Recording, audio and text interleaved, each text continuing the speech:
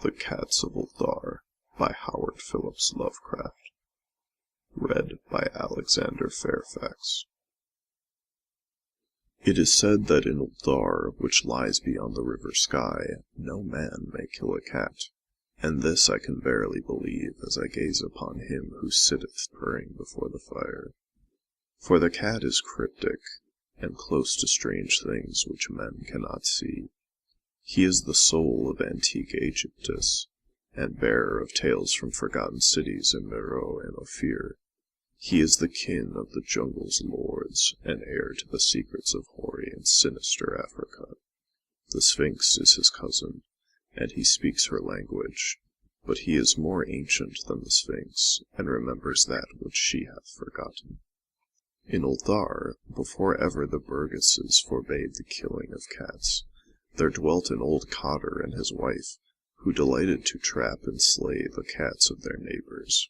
Why they did this I know not, save that many hate the voice of the cat in the night, and take it ill that cats should run stealthily about yards and gardens at twilight. But whatever the reason, this old man and woman took pleasure in trapping and slaying every cat which came near to their hovel, and from some of the sounds heard after dark, many villagers fancied that the manner of slaying was exceedingly peculiar, but the villagers did not discuss such things with the old man and his wife, because of the habitual expression on the withered faces of the two, and because their cottage was so small and so darkly hidden under spreading oaks at the back of a neglected yard. In truth, much as the owners of cats hated these odd folk, they feared them more, and instead of berating them as brutal assassins, merely took care that no cherished pet or mouser should stray toward the remote hovel under the dark trees. When through some unavoidable oversight a cat was missed, and sounds heard after dark, the loser would lament impotently, or console himself by thanking fate that it was not one of his children who had thus vanished. For the people of Ulthar were simple, and knew not whence it is all cats first came. One day a caravan of strange wanderers from the south entered the narrow cobbled streets of Ulthar. Dark wanderers they were, and unlike the other roving folk who pass through the village twice every year. In the marketplace they told fortunes for silver, and bought gay beads from the merchants. What was the land of these wanderers none could tell, but it was seen that they were given to strange prayers, and that they had painted on the sides of their wagons strange figures with human bodies, and the heads of cats, hawks, rams, and lions. And the leader of the caravan wore a headdress with 2 horns, and a curious disc betwixt the horns. There was in this singular caravan a little boy with no father or mother, but only a tiny black kitten to cherish. The plague had not been kind to him, yet had left him this small furry thing to mitigate his sorrow, and when one is very young, one can find great relief in the lively antics of a black kitten. So the boy whom the dark people called Menes smiled more often than he wept as he sate playing with his graceful kitten on the steps of an oddly painted wagon. On the 3rd morning of the wanderer's stay in Ulthar, Menes could not find his kitten, and as he sobbed aloud in the marketplace, certain villagers told him of the old man and his wife, and of sounds heard in the night. And when he heard these things, his sobbing gave place to meditation, and finally to prayer.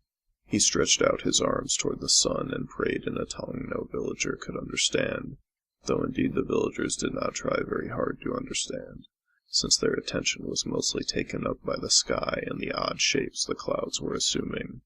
It was very peculiar, but as the little boy uttered his petition there seemed to form overhead the shadowy, nebulous figures of exotic things, of hybrid creatures crowned with horn-flanked discs.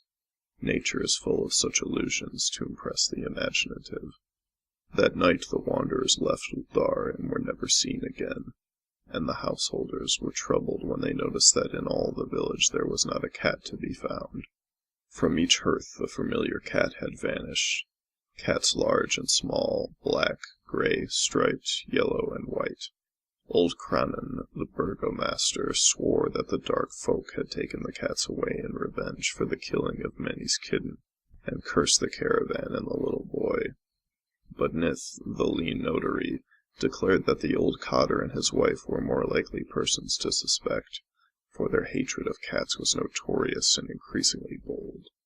Still, no one durst complain to the sinister couple, even when little Atal, the innkeeper's son, vowed that he had at twilight seen all the cats of Ulthar in that accursed yard under the trees, pacing very slowly and solemnly in a circle around the cottage, two abreast, as if in performance of some unheard-of rite of beasts.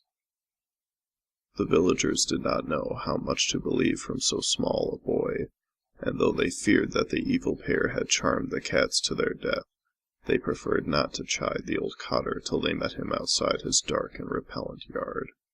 So Ulthar went to sleep in vain anger, and when the people awakened at dawn, behold, every cat was back at his accustomed hearth, large and small, black, gray, striped, yellow, and white.